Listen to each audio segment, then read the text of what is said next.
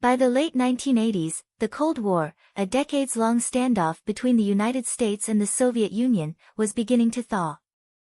A new wave of reform, spearheaded by Soviet leader Mikhail Gorbachev, set the stage for one of the most dramatic events in modern history, the fall of the Berlin Wall.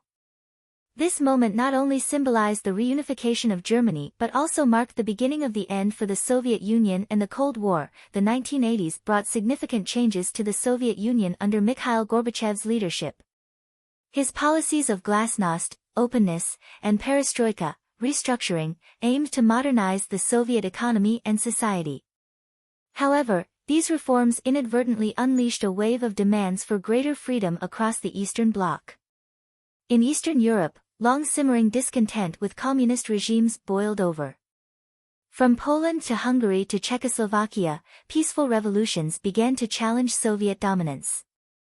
East Germany, a symbol of Cold War division, became a focal point for change. By 1989, thousands of East Germans were fleeing to the west through neighboring countries. Protests erupted across cities like Leipzig, demanding free elections and an end to one-party rule. As pressure mounted, the East German government was forced to make concessions. On November 9, 1989, an announcement was made that East Germans would be allowed to cross into West Berlin, a decision that would change history. What began as a bureaucratic misstep quickly became a watershed moment. That night, thousands gathered at the Berlin Wall, demanding passage to the west. Overwhelmed and uncertain, border guards opened the gates. The Berlin Wall, a symbol of division and oppression for nearly 3 decades, was breached. Scenes of jubilation followed as families reunited, and people from both sides tore down the wall piece by piece. The world watched as the Iron Curtain began to crumble. The fall of the Berlin Wall set the stage for German reunification. In October 1990, East and West Germany officially became one nation, with Berlin as its capital.